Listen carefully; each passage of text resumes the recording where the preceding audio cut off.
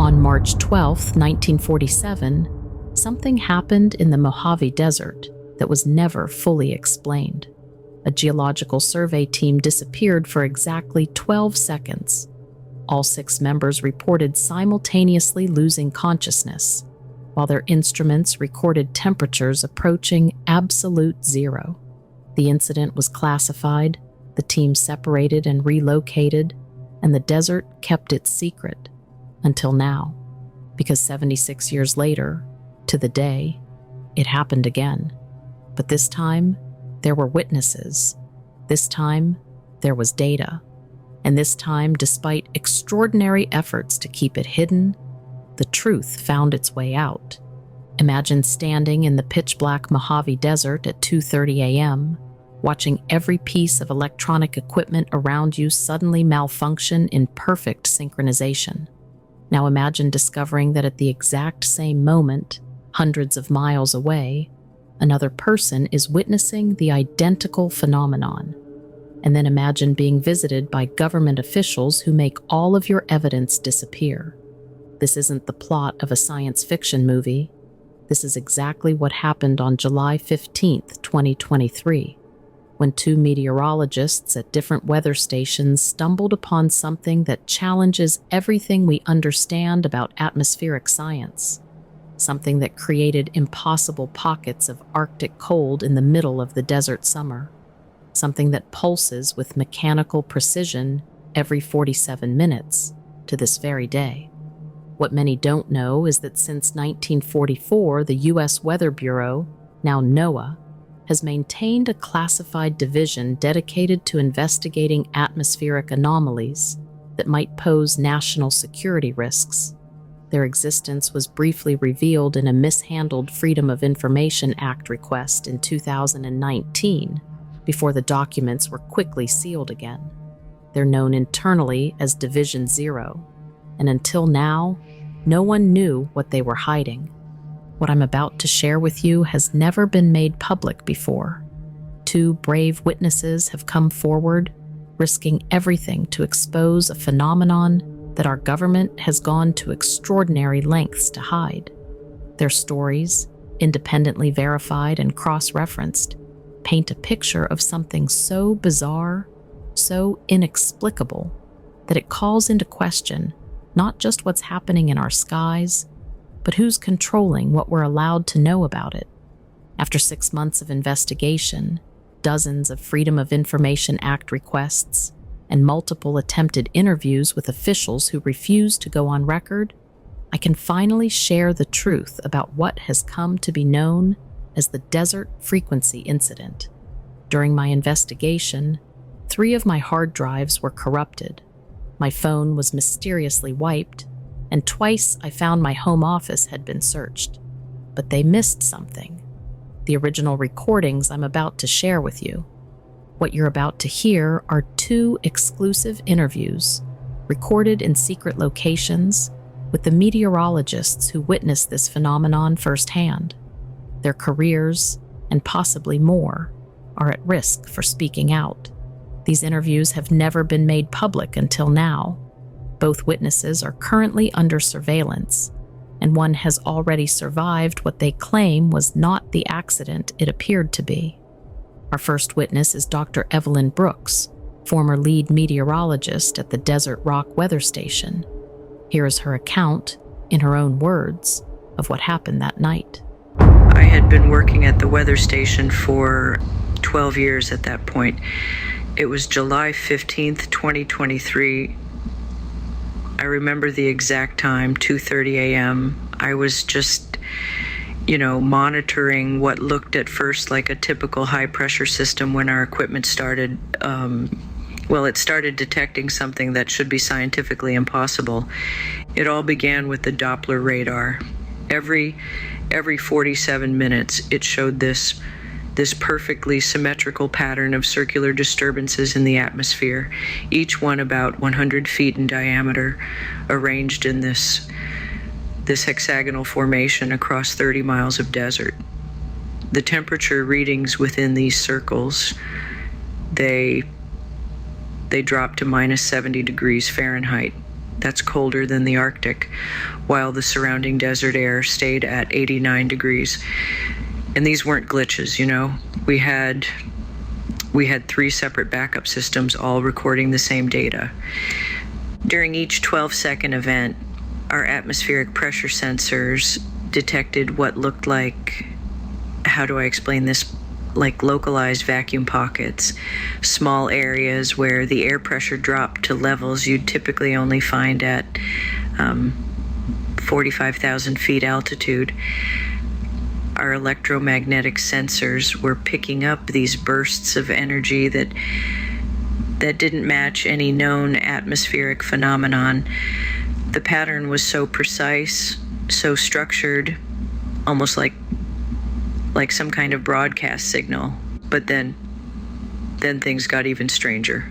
We have this ground-penetrating radar. We use it to monitor subsurface water movement, and it started showing identical hexagonal patterns 300 feet below the desert surface. They were perfectly, and I mean perfectly, aligned with the atmospheric anomalies above. Like looking at a mirror image underground, but that's impossible. I mean, the geological composition of the Mojave just doesn't allow for formations like that. And then the wildlife tracking system, God, this is where it gets really weird. Every living thing, I'm talking about everything from coyotes down to desert moths, they would just completely vanish from our biosensors during each 47-minute cycle. Then, exactly 12 seconds later, they'd reappear in precisely the same locations. No movement traces, no thermal signatures, nothing. Just gone, then back again. I remember thinking, you know, maybe our equipment was malfunctioning, so I went outside during one of these events. The air felt, it's hard to describe, electrically charged, like right before a lightning strike, but the sky was completely clear. Our handheld meters showed the oxygen content dropping to levels that, well, we shouldn't have been able to breathe, but I felt fine. And then I noticed something that still haunts me to this day. During each 12-second window, the stars visible in that hexagonal pattern would shift slightly, showing stellar configurations that our astronomical software couldn't even identify. By the 4th cycle, I was documenting everything with our high-speed cameras. That's when I captured something truly, I don't even know how to explain it. When we played it back, frame by frame, you could see this millisecond where the air itself seemed to crystallize. It formed these structures that looked almost architectural before vanishing. The spectrographic analysis showed elements that don't even exist on the periodic table. I spent that next hour just frantically backing up data to every system we had. I even used my personal phone to record the equipment readings, and the whole time these cycles just kept coming, precise as a heartbeat. 47 minutes, 12 seconds, over and over and over. When I reported this to NOAA, their response was, unprecedented, doesn't even begin to cover it. This specialized team arrived within 2 hours by helicopter. They brought equipment it looked more like quantum physics gear than anything weather-related. They spent 6 hours taking readings before they just confiscated everything, all our data, all our original equipment. They installed these new systems that, I figured out later, they have this built-in filtering algorithm that automatically removes any readings matching the pattern we detected that night. But here's what really terrifies me. 3 days ago, I was reviewing historical data from weather stations across the Southwest, and I found traces of similar patterns dating back 6 months before my incident, but they were only occurring for microseconds. Whatever this is, it's not new. It's been building up, becoming longer and stronger. The new equipment they installed might be hiding it, but every 47 minutes I can still see these split-second glitches in our readings. Something is still out there, cycling in a perfect rhythm, growing stronger. And something else, something I haven't told anyone until now. You know those high-speed camera memory cards I used that night? They're all still intact in my home safe. But when I try to access them, all they show is this single frame repeated over and over, just a string of numbers that looks like coordinates. And these coordinates, they point to locations forming the exact same hexagonal pattern, but spread across the entire Southwest. It's not just happening here. It never was. Dr. Brooks's account would be extraordinary enough on its own. A respected meteorologist with over a decade of experience, suddenly encountering something that defies our understanding of atmospheric science. But what makes this story truly remarkable is what was happening 300 miles away at the exact same moment. Before I share our second witness account, let me emphasize something critical. When I first interviewed Dr. Brooks and Daniel Lang, I interviewed them separately. Neither knew of the other's existence. Neither knew that someone else had witnessed the same phenomenon. The precision with which their stories align, from the 47-minute cycles to the 12-second duration, from the hexagonal patterns to the exact temperature readings, is beyond coincidence. But there's something else that caught my attention during these interviews. Both witnesses described the same change in their demeanor when discussing the government response, the same subtle shift in posture, the same lowering of their voice, the same nervous glance over their shoulder. These are two highly credentialed scientists, neither prone to conspiracy theories or flights of fancy. Both have everything to lose and nothing to gain by coming forward. What you're about to hear is Daniel Lang's account from that night. As you listen, pay attention to the details, the specific measurements, the precise timings, the exact patterns. Ask yourself, how could two people, hundreds of miles apart, fabricate identical details about something that science says shouldn't be possible? Here's Daniel Lang, former senior meteorologist at the Weather Monitoring Station in Barstow, California. So, to give you some background, I've been a meteorologist for, 23 years now. You think you're on top of your game after all those years, but then you realize not. I had experienced tornadoes, ball lightning, every kind of weird weather phenomenon you can imagine. But that night, it just changed everything I thought I knew about what's possible up there. It was around 2:30 in the morning, just doing my regular checks as our standard. We had this brand new LiDAR system we just put in, and well, that's actually what spotted all this first. I still remember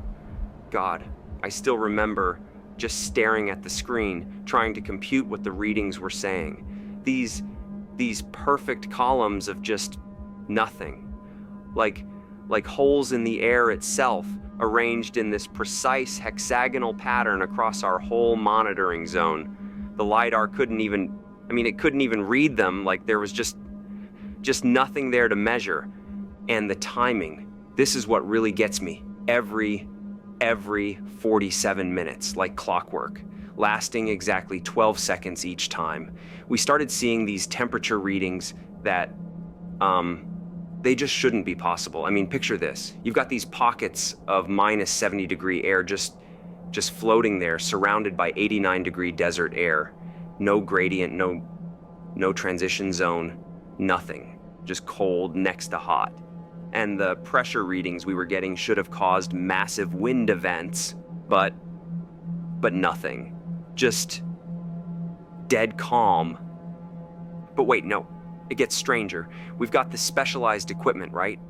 This magnetic resonance imaging system we use to study moisture content. During these 12-second events, it showed, God, even now it's hard to describe. The water molecules in the air, they weren't just vanishing, they were, how do I explain this? They were reorganizing, like someone was choreographing them into these perfect geometric patterns. I must have run those readings through our analysis software a dozen times. It looked, I don't know how else to say this, it looked designed, like somebody designed it. And I remember thinking, I had to get more data. So I launched one of our weather balloons, loaded it up with every sensor we had. When it hit one of these zones, exactly 3:51 a.m., I'll never forget that time, we lost all contact. 12 seconds later, when it came back online, the readings showed it had somehow experienced conditions from sea level and 100,000 feet elevation at the same time. That's just not possible. It breaks every rule we know. Next morning, I did everything by the book, filed my report through proper channels. But by noon, our station was just crawling with these people claiming to be a technical upgrade team. But I've been in this field long enough. These weren't regular no-way folks. They moved wrong, talked wrong. Everything about them felt, I don't know, off. They stripped our station bare, replaced everything. The new system looks the same, but I've seen its programming. It's designed to filter things out. Specific things. Here's something I haven't told anyone else. 2 days before all this happened, I got this weird email about a system update. Buried in it was this protocol I'd never seen before. Something about, what did they call it? Atmospheric anomaly containment. After everything went down, that email just vanished, just completely gone from our servers. But I'd taken a picture of it on my phone, just out of curiosity, Funny thing is, every time I try to copy that photo, it corrupts. But I still have the original, and there's this one line, just this one line. In the event of cyclic dimensional irregularities, implement protocol Echo 47. They knew. They knew. Somehow they knew this was coming. And that's what scares me most. How did they know what to prepare for? How did they know? Two witnesses, hundreds of miles apart, describing the same impossible phenomenon occurring at the exact same time, both silenced through official channels, their evidence confiscated, their discoveries buried. But the question remains, what were those cold spots in the desert night? What technology or phenomenon could create such precise, rhythmic disturbances in our atmosphere? The two aforementioned weather stations continue to operate today, their new equipment dutifully recording the desert's weather patterns, except for those mysterious 12-second gaps that occur every 47 minutes. NOAA maintains no official record of the events of July 15, 2023, and inquiries about atmospheric anomalies in the region are met with standardized responses about routine equipment upgrades. But perhaps the most disturbing question is this: if such phenomena are being systematically hidden from the public, what else is happening in our skies that we don't know about? What other patterns are being erased? What other anomalies are being buried under the stamp of classified information? Sometimes the most chilling mysteries aren't found in what we can see, but in what we experience. In this case, it was those precise moments when their instruments stopped working, in the calculated blocks of silence that occurred every 47 minutes in the dead of night. So, what do you think it was out there in the desert causing the government to panic?